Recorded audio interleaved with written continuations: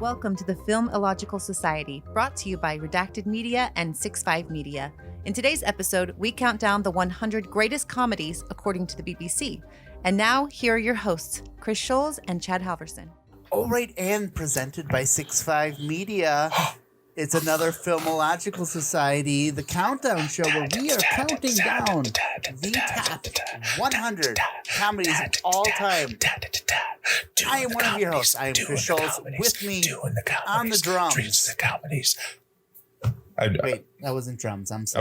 I was like a mix of scat and whispering. Yeah. So with me doing this, the scat job over there is Chad Halvorsen. Hello, Chad. How are you? The scat job sounds so dirty. Look at that scat job. Hi, Kris. How are you? I'm doing well. Just, I will start out with some sad news. Today, one of the movies that we recently reviewed, MASH, the actress Sally Kellerman passed away. Oh, Hot Lips? Hot Lips. What? Yeah. Yep. She just passed away. So I just wanted to share that sad news. She's a fantastic actress. She was in Back to School and many other films and TV shows. Wow. So, but those were some of her big roles. I believe she won the Oscar for playing Hot Lips. Well, good for her. Who knew? I know. It's a comedy show and we're starting out sad. Yay! Yeah. Well, we're all the way up to 38 already. I can't believe it. Oh man, we viewed our third Cary Grant film now. One. I think it's 3.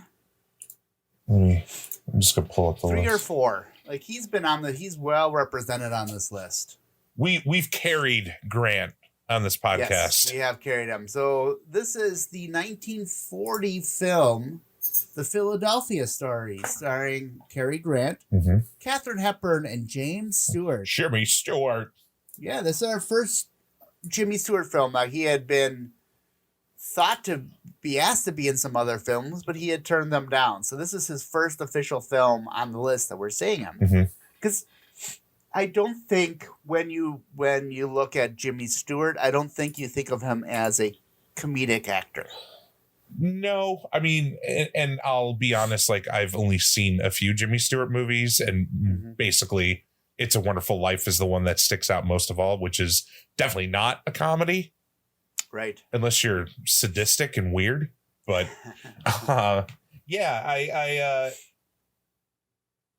but then you could say the same thing about Cary Grant, though, too. Like, there's all these comedic roles that he's in, but there's a couple things where, like, he did a lot of Hitchcock stuff, you know? He did, yeah. Especially later in his life, he did more Hitchcock. He got away from this character because this now. So a couple films ago, we saw The Awful Truth. And that was the film that supposedly that was the Cary Grant style of comedy. Like that was the first one where that was the formula, learned how to be his character. Right? Like doing some ad-libbing, but doing, being kind of somewhat physical, but the way he talked and all that, the way he held himself, like that became the Cary Grant standard. So that was established in 1937. So now fast forward 3 years, and he's perfected that to bring it to the Philadelphia Story. So let me ask you first, like, had you seen this film before? 9. What are your thoughts? I didn't see it before. Okay. I will say, and maybe it's going to take a second viewing, but it was funny. But I feel like there were 50 other films that were way funnier than this one to be so low on the list. Like I would accept this more if this was above 50 rather than below it. Okay. It's not bad. It's definitely dated with some like the uncle that pinches his niece's ass and everyone's ass. Every female's butt. Every female's butt. Yeah. Cary Grant maybe potentially beating his wife in the beginning. I mean, he didn't, But he did, and I think he pushed her. He pushed her, and like they put it off as this thing where he dealt with alcohol issues, and in the present he's fine. So I don't think it was bad, like having those moments. Like I think it's very truthful and honest, especially for the time we were in. But I don't know. Like I honestly felt like having Cary Grant and James Stewart was just too much, and the comedy that they both bring is great. I just thought it was too much, and it was a long movie. It was 2 hours, you know? Yeah, it was for a 1940 film. Like this is, I agree with you. It was longer than I remembered. I had seen this before. I saw it when I probably knew less about Jimmy Stewart. But now this is after one of his big roles, Mr. Smith Goes to Washington. That's the one that vaulted him into stardom, basically. So he was in this as well, where, he definitely, like, Cary Grant, Kathryn Hepburn carry this film. Jimmy Stewart does his part for it, but it's a lot of star power. Yeah, I mean, adding Kathryn Hepburn into the mix, and even the supporting characters. Like overall, the cast is great. I love the younger daughter, Diana. Yes, Dina. Sorry. There's the Elizabeth Embry, the photographer. She was great. She was great. I did like everyone. I agree with you. It was a very good cast. But still, though, I'm still leaving felt. I feel like I knew what the ending was going to be before we even got like through that opening, prologue with them just like being separated. Like, and I know maybe it's a trope of those style of films. Yeah. But it felt like they didn't do enough to like really convince me that wasn't going to happen. Because in the end, Cary Grant just gets remarried to his ex-wife, and it's fine. It's a cute ending. Like it makes sense. But why add all this extra baggage with Macaulay Connor, and obviously he's got like him and Elizabeth were maybe something, and I don't know. It just felt like she was interested in him, and he was kind of lost because he didn't know. Yeah, so let's extrapolate. Let's extrapolate. So first of all, so some things that I've learned. One of the popular story elements of this time is it getting divorced and then getting remarried. Getting remarried, yep. Because you couldn't really show cheating. You couldn't show any sort of philandering and all that, but you could show them being like single again, to get past the rating system. And I think I probably knew that, or I could have probably guessed it, because I mean, this isn't the first time we've seen that trope. Correct. And the other film, The Awful Truth, was the exact same trope. Yeah. And it happens in modern day films too. Randomly, Sweet Home Alabama. Like, I don't know why I thought of that movie, but yeah, that's a weird one to think of. I've never even seen it either. I just know that trope is in there. Yeah. I don't think it's as, because I think now they'll show more adultery, more, Oh yeah, reason, the catalyst behind. Yeah, the catalyst behind. So this film, it opens up so basically Kathryn Hepburn is this very rich Philadelphia socialite, very, very rich, very wealthy, and she's kicking Cary Grant to the curb. She's throwing his stuff out. She breaks his golf clubs over her knee, and he is very upset about it and all that, and he looks like he's going to strike her, but he pulls back. He puts his hand on her head and pushes her down. Which I guess in retrospect, it makes sense. Not to interrupt you, sorry, but yeah, their whole background is they grew up as best friends. Like he doesn't call her Tracy really at all. He calls her Red because she's a redhead, even though it's a black and white movie and you couldn't tell. Right. But he and I feel like, and I don't know, maybe if we talk through this more, I'll probably end up liking it more. But now that I think about it, like him, the way he pushes her is like he just kind of like pushes her face, kind of like you would do to like either a friend or a frenemy, like just get the F out of my face. So I guess it makes sense in the beginning. I just, again, they really lean into Cary Grant, CK having a alcohol problem that you really don't see, right? But it's addressed a lot as like the main reason as why they separated.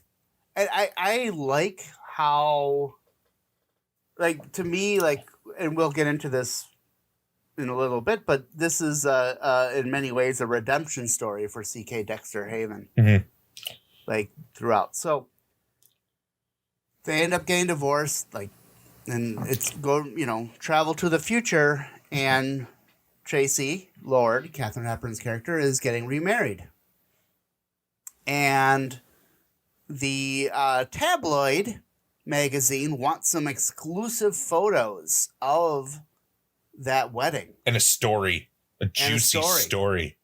So Macaulay Connor, James Stewart's character, and Elizabeth Embry, Ruth Hussey's character, they are the writer and photographer, respectfully. Macaulay Connor, he had written novels and all that, and he needs to get a paycheck. Like, basically, he doesn't want to do this job. He hates being in tabloids, but he needs to eat. And that's the same way Ruth Hussey is. Like, they're Elizabeth Embry. Like, they're both like, we hate this job. We don't want to work for you, but we'll do it because we like the money. Yeah. Well, we need money. Yeah, sorry. We have to do this. They're not doing it to get rich and famous. They're literally doing it to pay their bills. Yep. CK Dexter Haven is going to get him into that wedding because he is going to basically, the tabloid has some dirt on Tracy Lord's father being out there and doing all sorts of nasty stuff, and he's going to post it unless CK Dexter Haven gets him his story and all that. So basically, CK Dexter Haven is trying to protect his ex-wife's family from being embarrassed.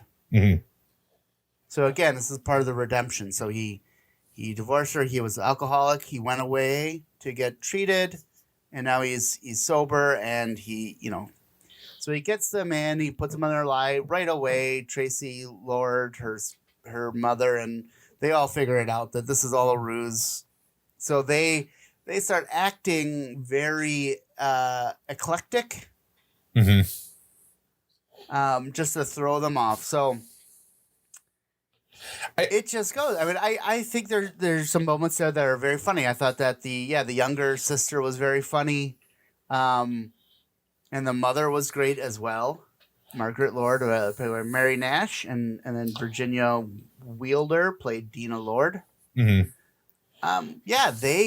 did great. Like they were playing this very weird, like what you would think, like these people who are rich all the time, not grounded at all, anything like that. So, anyway, why don't you continue, Chad? The basic plot line. Yeah. So, and this is kind of like where my issues come in with, because I feel like, all right, they had the concept of CK secretly wanting to get back with his wife, and that's how he achieves it at the end. But there's these different diversions that happen that normally happen in these types of films. Like, it was said that Seth Lord, the father, wasn't going to make it to the wedding. They set it up in the beginning. So then when her Uncle Willie walks in, she convinces Macaulay and Elizabeth, like, oh, this is my dad. And then within the same breath, her dad makes a surprise appearance. And she's like, oh, Uncle Willie. And normally that throws trope, everything off. yeah, and that trope normally works if you commit to it. Like the comedy errors will fall into place as time goes on. The more you lie about it, it compounds and eventually explodes. And in this case, they use it for like, I don't know, 20 minutes. And then finally they're like, oh, well, you know what? We're not going to do that anymore. We're just going to be truthful with them. And, you know. Well, I do think that everyone figured it out really quickly. Yeah. You know, like Macaulay Connor, the writer and the photographer, they weren't fooled by it. They weren't even fooled by the airs that the family was putting on. They're like, whatever. And so I think that's more of it, is like just a realization like, oh, okay, we won't do this anymore. We've all figured this out. But then, like, why introduce it at all? They could have just been eccentric, you know what I mean? And weird. Like, why add that extra layer of, oh, this is my dad and this is my uncle? Not. I think for me watching it, it just gives it a little bit of a twist to that, because you're right. Like in a lot of comedies, they're gonna I mean, this is a standard sitcom thing, right? Mm-hmm. Like you this is my boyfriend, Mark. Yeah. Boom, boom, boom. Yeah, you compound it up. It goes until the end. You're like, I don't know who's who. Yeah. So I think this is like they tried doing that, and they're like, we figured it out. So we're just gonna drop the ruse, and we're just gonna be who we are. And I think that's what it is. It's like a little twist to that. Like it was like, oh look, we could do this, but we're not going to. Okay, and I can accept that. I can accept that you're wrong, but you're telling me that you're right. That's fine. I just say it confidently, then it feels like it's right. That's true. So they there's like a what do they call it? An engagement party sort of thing before the day of the wedding, and before that, Macaulay and Tracy kind of have a moment because she found out that he actually wrote some things of worth. And she really liked his writing, which changes her perspective on him, because she thought he was just a tabloid, you know, pompous. And now, to be fair, Macaulay's kind of a dick. Like, he's a curmudgeon. He's a curmudgeon. I would call him. He's like a 20-year-old curmudgeon. Yes. Or 25-year-old curmudgeon. And when she figures out that, oh, there's more to this curmudgeon than meets the eye, she invites him to go swimming. And then that creates this, and, you know, her fiance comes in and he's like, oh, what's going on? Why are you swimming with this random dude? And eventually we get to the point where they get to the party. She gets drunk because she's questioning, you know, her own life. You know, they keep comparing her to a goddess. Like everybody says Tracy's just a goddess, like, and she gets what she wants. And I think it's Macaulay that says she's not a goddess, but more of a queen. Yeah, well, right. Yeah, I think he compares her to that, especially early on. But I think what's important where you're going is like Tracy Lord doesn't want to be treated like that. She wants to be treated as an equal. Yeah. Like, she doesn't want to be put on a pedestal. She doesn't want to be treated as this moon goddess. Which is what George was going to do, essentially. Right. Yeah, he was going to, you know, like be more of like the trophy wife. Yeah, she was the trophy wife. George would work and she would do nothing. She would do, you know, whatever she wanted because she was the trophy wife, and she didn't want that. Well, life. It seems like everybody assumes she wants that because she grew up in this mass wealth, and why would anybody want to work or, you know, do something besides just being rich and collecting money? Yeah, and going to parties and yeah. Why? Yeah. Eventually, getting back to the story, there's basically Tracy is having all these feelings, and then alcohol gets involved, and we all know what happens when, you know, whatever. But her and Macaulay kind of flirt with each other. They end up kissing, and they end up going swimming, because swimming after a long night of drinking is what Tracy and CK used to do. Yep. So then they come back, and George is there with CK, and it's just assumed that, you know, there was some improprieties and they, you know, bumped uglies. And when we end up finding out at the end is, you know, no, they didn't. They may have made out and hung out in the pool, but Macaulay just brought her up to her room and she woke up the next morning to get married. And and had not remembered anything that happened. Yeah, it's set up too that when she drinks heavily, she doesn't remember anything. So there's this whole game where CK is trying to like make her remember. And which I thought that scene was pretty well done.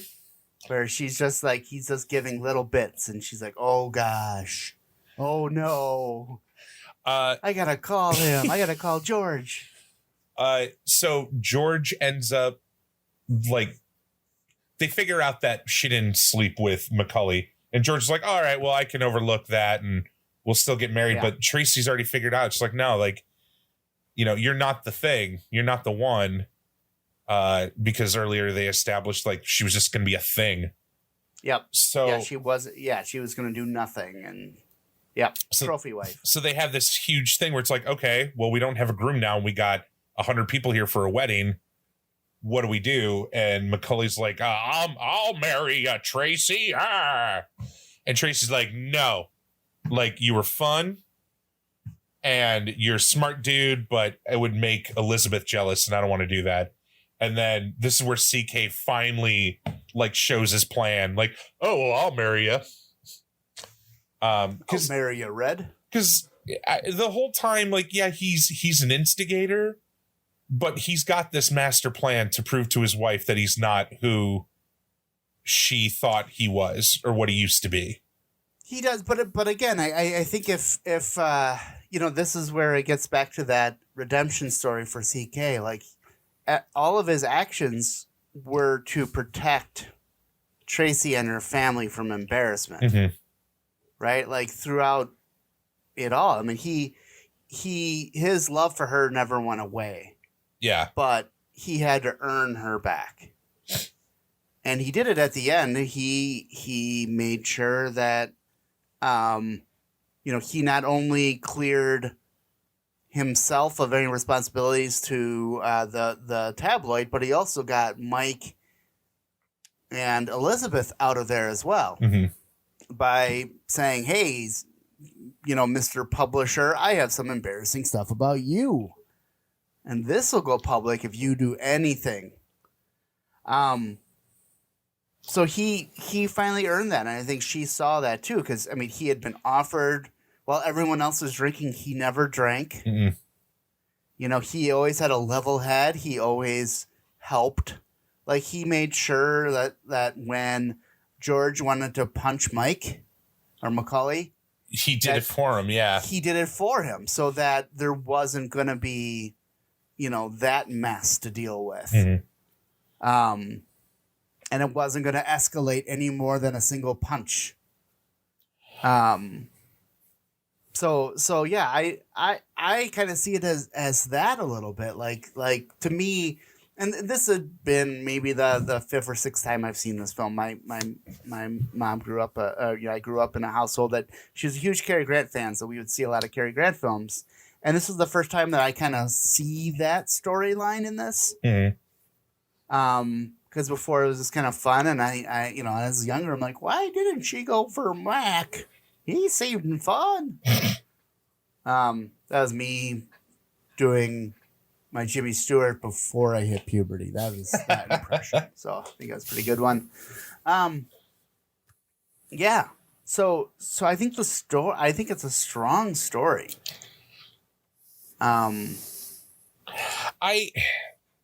Story's fine. I don't think it's I don't think it's strong enough to be this low on the list. And I kind of like that I'm feeling this way and you're feeling this way, because this doesn't happen this often on the show, because this list is very curated and you and I have fairly similar tastes in comedy or, interpretations, and we're open to different versions of it. But I don't know. I feel like the story, it could have been shorter, and I feel like some of the fluff could have been cut out in the middle. But it's not a bad movie. It's good. It's funny. Yeah. Like, all these actors do very well. I don't know. I feel like with marquee with these three names on the top billing, I don't know if I was expecting like perfection, but I never really go into a movie thinking like that. So I don't know why I'm feeling funky. And this could be just like, I need to watch it a second time. And this wasn't like the last time where I fell asleep in the middle of it and had to rewatch it. Like, I was awake. I paid attention. I did my homework. And I felt kind of like, okay. It was fine. Yeah. Well, and that's fair. I think when you're billing that big of names, and it doesn't matter if, modern day versus, classic, like, these are big names, and you expect a lot. I mean, I think I look at like the remake of Ocean's 11 with Matt Damon, George, and Brad. I'm on first name basis with both of them. Obviously, so I can do that. That was big billing, having those, and then you have some other, Don Cheadle and others that are big names. Maybe not as big, but big names. Yeah, I could see that. All right, we're gonna take a quick break for some, 6-5 Media stuff. Sponsor ads. Check them out. Sponsor ads. And we'll be right back, and we'll talk a little bit about how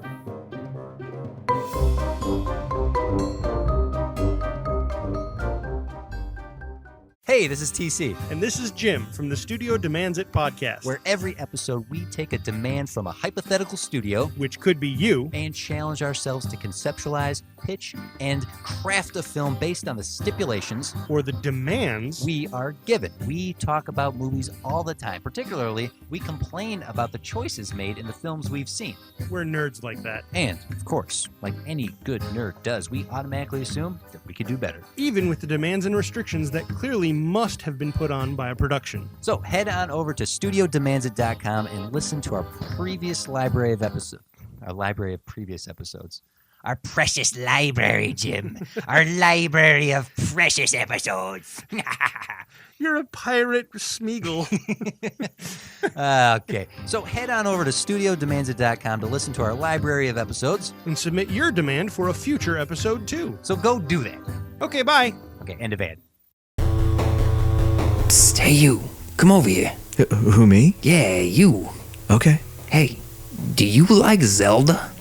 Yeah, I like Zelda. Who doesn't? Oh yeah? You like video games? Yeah, I dabble, I play them, yeah. Yeah. Do you like listening to people talk about video games? Of course I like listening to people. Who reads anymore? Well, buddy, do I got a podcast for you.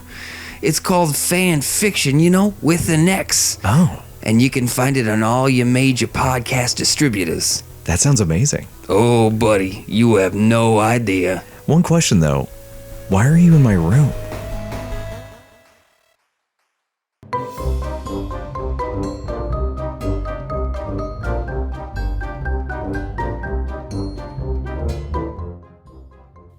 All right, welcome back. Hello. Hello. Yeah, let's talk a little bit about how this film was made. So, I found this to be very interesting. So, first of all, this was a film. So, before it was a film, it was a Broadway show. It was a huge, huge hit on Broadway. It was written with Kathryn Hepburn in mind to play Tracy Lord. So she played Tracy Lord on Broadway, and then she moved it to the film. Kathryn Hepburn is one of the big names of classic Hollywood. But she was considered at the time box office poison. Why? She had a bad run of films leading up to this. So Mary of Scotland, A Quality Street, Stage Door, Bringing Up Baby, Holiday were all box office bombs. Mm-hmm. Even though Bringing Up Baby now is considered a classic, at the time it bombed. So she needed to... Whoa, hold on. Let me back up. Yeah. So both Holiday and Bring Up Baby. Bringing Up Baby, those are Cary Grant vehicles too. Why is she the box office poison and not them together? I think there were other films in there that she had done too, and it's 1930s Hollywood. Oh yeah, forgot. Yeah. Sorry. So that's a good point. I'm just saying. It's absolutely fair. So she, decided like, hey, I gotta rebuild, take a little break. So this playwright went to her and said, I got 2 story ideas for you. Which one do you like? She went with this story. So he wrote the Broadway play. It was, like I said, a huge, huge hit.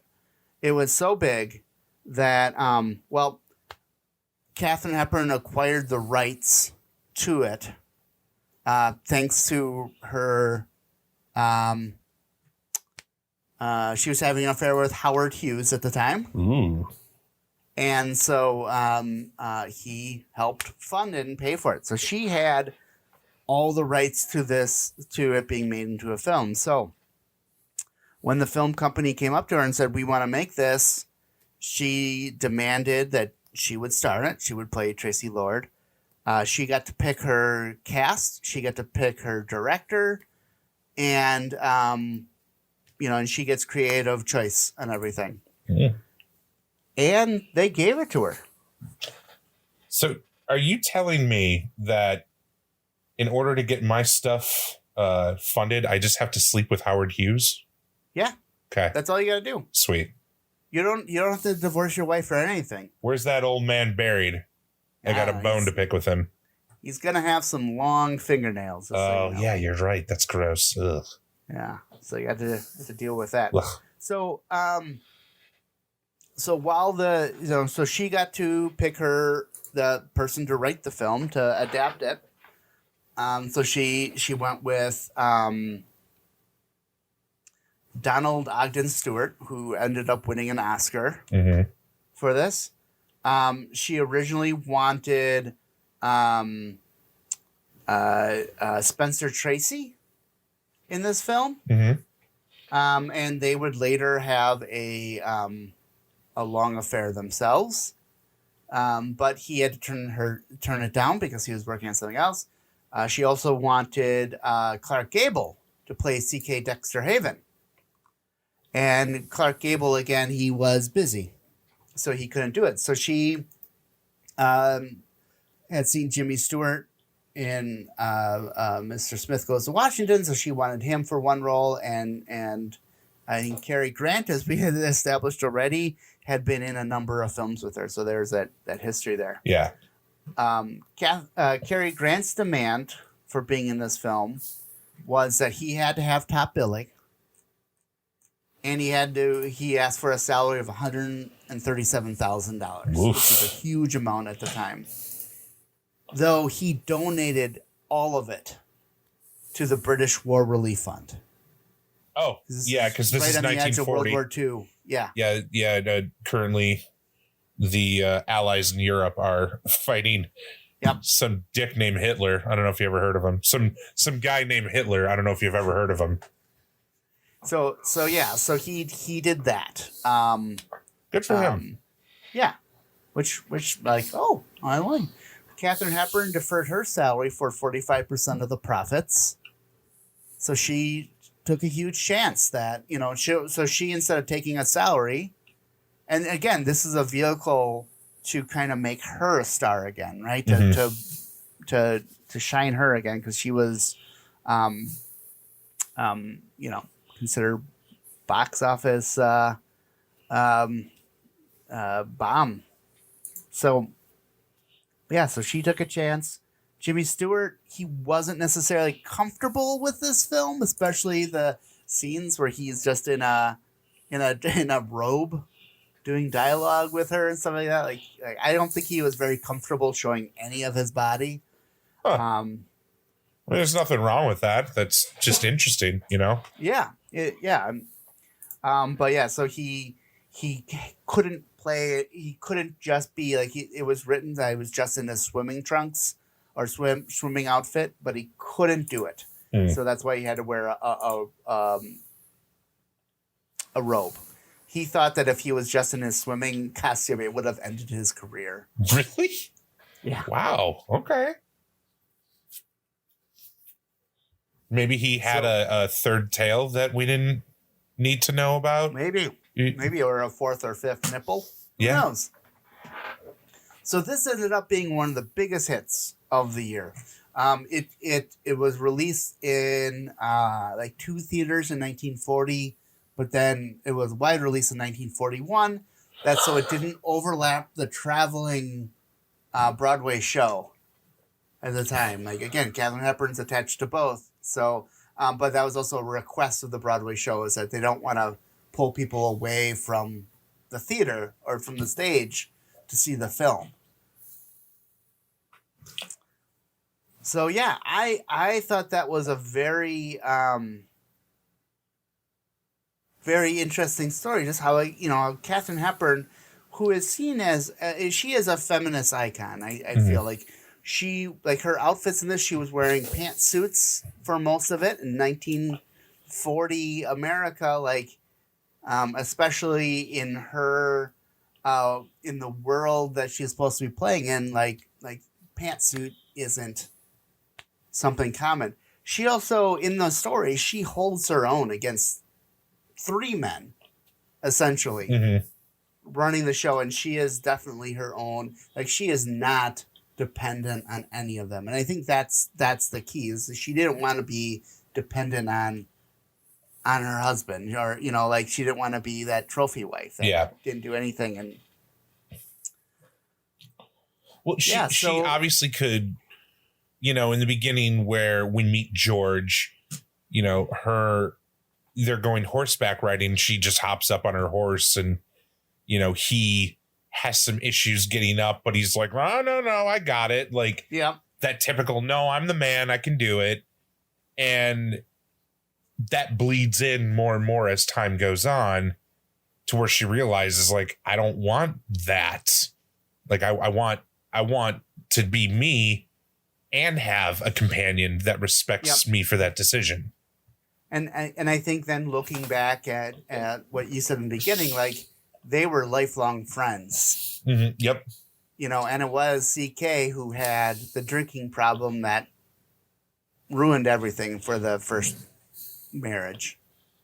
But he's cleaned himself up and he can be that friend again to her and be who she needs. Even though he's like completely antagonistic with her, like for like 90% of the film. Like he is, but I that's his charm. That's what he does. Yep. I do think though. I mean, that is what gets her. Is like he doesn't treat her like a princess, or a queen or a goddess. He treats her like a person. Like he gives her a hard time. He doesn't let her get away with things. Mm-hmm. He calls her out on things that she's done. So I think that's part of it. It's a good dynamic. And again, I guess maybe it's just I've watched too many damn movies in my life and I just assume that Cary Grant would get back with his ex-wife at the end. It felt super easy. Like that was the setup. Yeah. And it's it's the trope. Yeah, it is. And like I said, I hadn't studied it as much when we did The Awful Truth, but just that trope of, that way you can show all the single stuff happening. Mm-hmm. But what I found about this film interesting is that the 3 main female characters were all divorced women. Mm-hmm. The mom and dad had divorced. Tracy had divorced CK, and the reporter had also talked about being married young, and it was a mistake. Yeah. They were divorced. So I found that very interesting for a film in 1940 under the really strict MPAA to allow you know, basically all the female characters that are in the film to be divorced. What are all these divorcees doing running around here being women with their own independent thoughts? Telling America this is going to ruin the children. I mean, that is a good thing to point out because, I mean, and you'll see it in films up until probably the 60s, 70s, where they just like stopped giving a crap about like the moral fiber. But yeah, a lot of these old movies have these tropes and, you know, holdouts from what societal norms were back in the day. But art is always the one that's going to push those lines further to kind of pull everybody out of this stupid notion that, you know, a woman must have a man and be married to them forever, or, you know, like there's this unspoken double standard that over time doesn't fully correct itself, but it gets better. Yeah, I think that there is still, like, you look at any or most romantic comedies, romantic films, like there's like usually some sort of intrinsic need that the female character has, that they have to get a man. Yeah. You know, and all, you know, the men in the film can all be like aloof and, you know, unmotivated and whatever, but she has to get a man. And, you know, what I liked about this one is she, again, you know, all three of them, they didn't need men in their lives. They clearly showed that they didn't need that. You know, like yes, the photographer, she liked the writer, you know, but hey, if it happens, it happens. You know, she liked him, but she wasn't going to push him because he was in his own headspace, and she would move on. She was fine without him. Well, didn't she say at one point he just still had to grow up a bit? Yeah. He had to get out. He had to grow up a little bit. Yeah, you're right. The mom obviously was still holding down the socialite life and having this huge house that she was running. And then Tracy obviously is a very independent woman who did not want to be held down or be treated as a standard wife, which is the life George is going to give her. And she chose to marry CK at the end. Yeah. She turned down Mac. Like, if she just wanted to get married, it was going to be Mac. But she chose in the end to remarry CK Dexter Haven. Which, by the way, is one of my favorite movie character names of all time. CK Dexter Haven. Especially when it's like CK Dexter Haven. CK Dexter Haven. Just, it's like, oh, that works. That works. CK Dexter Haven from downtown. Yep. See, it works wherever you go. It made sense that she doesn't end up marrying Mike. Only because, like, yeah, he's an intellectual and she really dug, like, who he was as a person. But in the end, he was still worshiping her as something. Yep. Like, it was a queen, but it's still, like, that's a pedestal that you're putting this poor woman on that she's probably been put on her entire life, and she's sick of it, you know? Yeah. And, like, yeah, you're nice and you're cool and we, you know, get along intellectually, but, you know, he's, in the end, he's no better than what George was going to make her out to be, you know? Right. He just, yeah. Absolutely. Not that it would have been worse, because I feel like George would have been boring, but he still would have been walking around like, this is my trophy wife. Look at her. Versus where CK has realized his mistakes. He's done the work. You know, freaking Mike only knew her for like a day and a half and asked her to marry her. Right. And it was a drunken, you know, like hookup. he basically got stuck drinking with her. And well, I mean, he chose to, like, he wanted to get to know her better for, he's writing a story on For her. research. Yeah. But yeah, I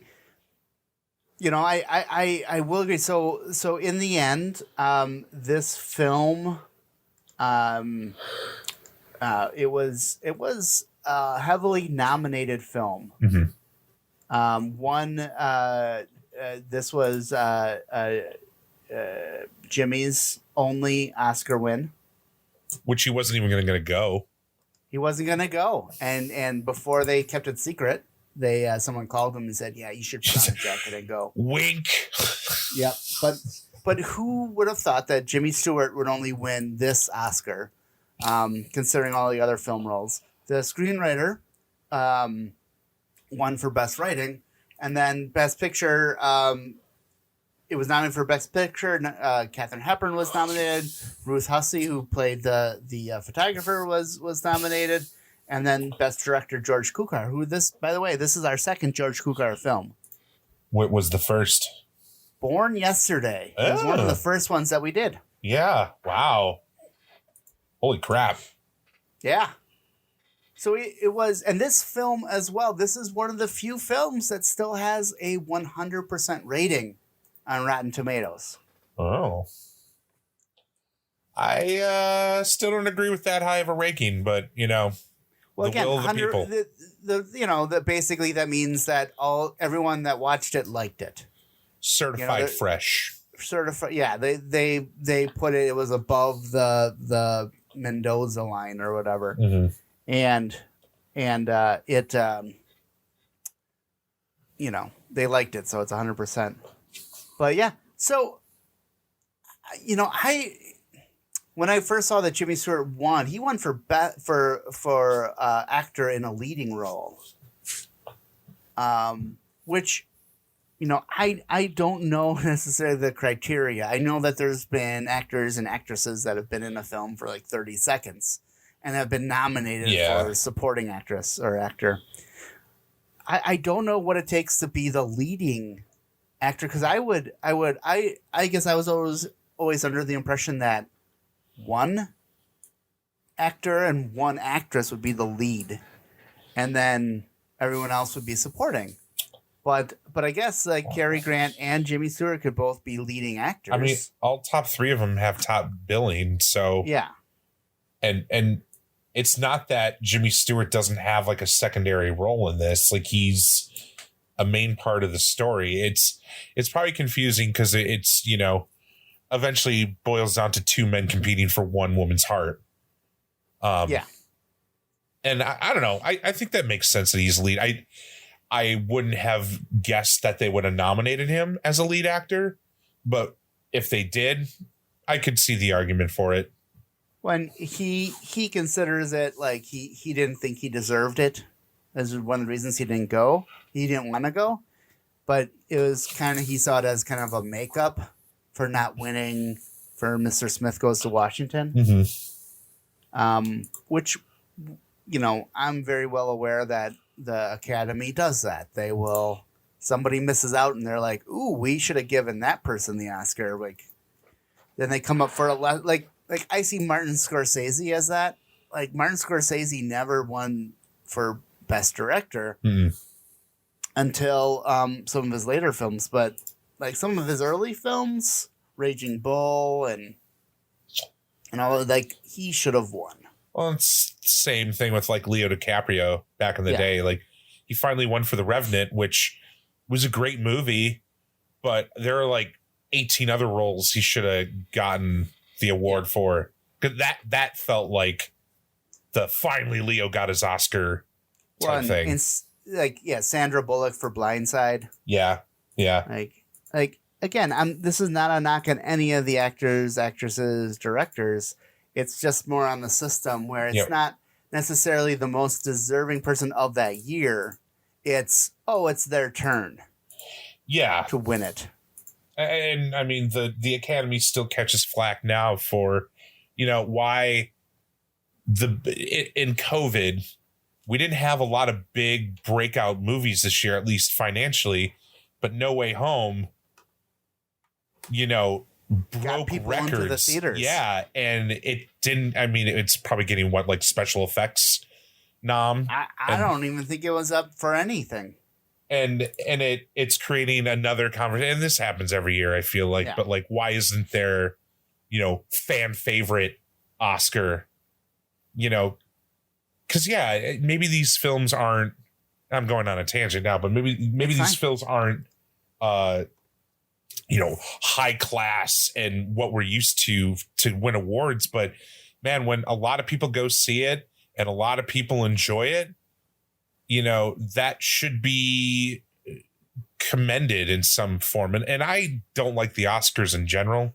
Yeah. But they're a reality of the business that I want to be a part of. So I accept it as reality.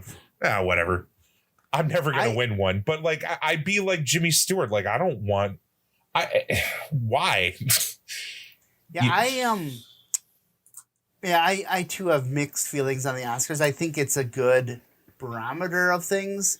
I think that that the Oscars have made a lot of changes. Like 3 years ago, like they weren't going to let anything that wasn't in the theaters on release day to be able to be nominated. So, they were leaving Netflix and Amazon out, basically. Yeah, but at which point Netflix and Amazon bought theaters to show their films so that they could qualify for the Oscars. But now with COVID, they've changed that. And now many of these films that have been nominated have been out on streaming services. So they're accessible, which I think is part of the problem too, is before films were not accessible. Cause it'd be this film that like, what, who, cause it's independent film that comes out that might be really good.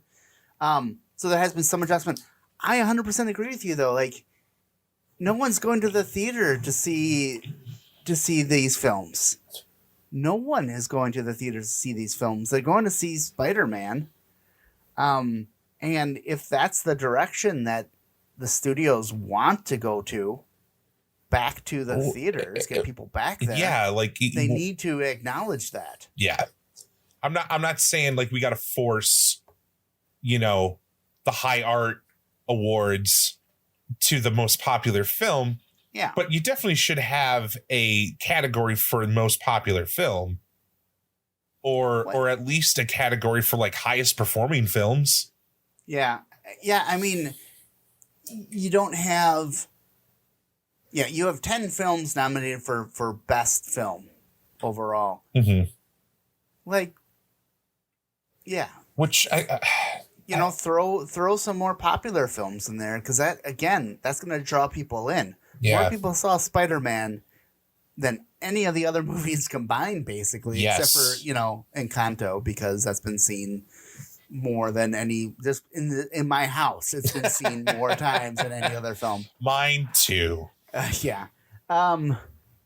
So yeah, I mean, you have to kind of acknowledge it, and it can't just be the secondary or tertiary awards like the sound effects or whatever. It needs to be some of the big ones. Because animation is, you're gonna have a Disney film, you're gonna have a Pixar film, and you're gonna have one of the other studios and maybe an independent one. And those, people have seen most of the films in the animation. Mm-hmm. Like if I'm going through and I'm picking the film, I can honestly say I've seen 4 out of the 5 films that have been nominated for best animation. There's no other category that comes close to that. Gee, I wonder why. Kids. Well, I mean, it's accessible. I mean, all 4 of the films were streaming. Raya and the Last Dragon, that was streaming right at the it started in the theaters, right? And then they moved it to streaming. They moved it. Luca went right to streaming, and then Encanto was in the theaters for a little bit, and then it was streaming. But yeah. So yeah. I mean, I think it's a good barometer. It's a good kind of see. I am like going back to the Philadelphia story. Like I am glad like all the work that Kathryn Hepburn did to kind of claw her way back into box office. Like, to be a big draw headliner. again. Yeah, like she deserved to be nominated for that Oscar, and she deserved everything that she got for this film. Because like obviously her career continued to be successful after this. To the end of her life. She passed away in 2003. Yeah, she led a long life. And she was working into her 80s. So First Kathryn Hepburn movie I ever watched was On Golden Pond. So okay. Yeah. Yeah, that's the sexiest Kathryn Hepburn, in my opinion. Yeah. And where I always find it surprising, like she's not related to Audrey Hepburn at all. Nope. But yeah, it's surprising just her career, this ups and downs, and just the influence that she had on Hollywood. Because again, I think she was pushing. She in real life, she wasn't subservient to anyone. Like she made these decisions. Yes, she, Howard Hughes gifted her the rights to it, but when she had it, she took it and went with it and made her own decisions. And yeah, she made a very successful film, and she made the studios, do what she wanted them to do. So I think that's awesome. And of course, she's a classic Hollywood iconic actress. She's in this movie. It was impressive. She when she was trying to be more schmarmy and coy. Yeah. Like the way she changed her cadence and her pitch. Like it just she was really good. When the one scene where she's being carried back from the pool and she's drunk and she's like, "Hello, CK. Hello, George. Hi, Mike." Yeah. That was so well done. It was so funny. Yeah, I think her. I mean, she obviously has a lot of good chemistry with Cary Grant. She has a lot of experience. There's a lot of movies. I think we're going to see another film of theirs in our list. I'm not sure. Okay. But yeah, I'm a big fan of this film. I think it's one of those that does grow on you, especially as for me watching more Cary Grant films. The one coming up that I am looking forward to, it is a little bit higher on the list. But His Girl Friday, which also is a 1940 film with Cary Grant, that's in the top 15. So, we'll see how it goes, because this is like, now we're in the heyday of Cary Grant. Like in the 40s, this is when he was the big star. Well, then what do we got coming up next then? Yeah, so our next film, one I have not heard of before. From 1941, we're going all the way to 1941, up 1 year. Sullivan's Travels. Directed by Preston Sturges. So I'm not sure if it's a... it stars Joel McCrea, Veronica Lake, and Robert Warwick, which the only one I'm familiar with is Veronica Lake. Because she was a femme fatale at the time.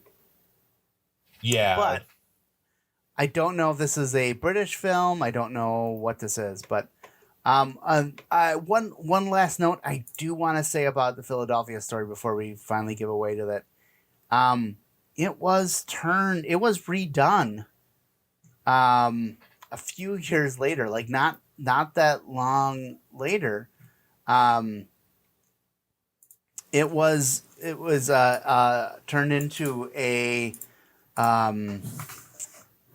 I'm sorry, just let me find my notes because I gotta find who was in it. I feel like an idiot. I should have had this ready to go. It was Alan Rickman's favorite romantic film of all time. The remake or the original? The original. Okay. was his Alan Rickman. So, you might want to rethink of how you. If Alan Rickman loved it, I must have to love it. So this was redone, Frank Sinatra film. It had, it was a musical though. It was made into a musical, which is interesting to change this into a. But it can happen. I like musicals, but I don't like Sinatra, so I'm torn. You're torn? I'm torn. I think you'd be fine not seeing it. Good. From what I saw. It wasn't they had to change it a little bit to give more billing to the people in the role. And it was just different. It was 1956. Here it is, High Society. Okay. You had Grace Kelly in Kathryn Hepburn's role, Frank Sinatra as the reporter in James Stewart's role, and Bing Crosby played C.K. Dexter Haven. Oh, all right. So it's a little bit different. I think they get rid of some of the tropes and things, and it's more of a standard love triangle, not with George in the mix. So okay. But yeah, and you have it's just you have some songs from it that have been thought highly of, but and you had Louis Armstrong in there playing himself, singing songs and all that, but I don't think it worked as well as a musical. It was not as successful, but yeah. So if you like musicals, see that film, High Society from 1956. If you don't, I would say see the Philadelphia Story. But I think that's where we should wrap it up. Okay. Any final thoughts that you have, Chad? Other than just to put a pin on, the movie's good. It's good. I guess I personally was expecting something better being so low on this list. Mm-hmm. Yeah, we are getting into it's got to be good. And so we probably have to check our expectations going into it. Yeah, because I'll like anything over 50. Right. Except for, yeah. That one. Daisies. Ugh. Frickin' right. daisies. All right. Well, as we like to say on this show. Okay, I'm gonna do it. Okay. Lord loves a working man. Yes. Don't trust Whitey. Yes. See a doctor and get rid of it. That is correct. Thank you, everybody. Thank you for listening to the Filmological Society. If you'd like to listen to similar podcasts, please check out 65 Media on Stitcher, iTunes, and Facebook. Or check out Redacted Media on Facebook and YouTube.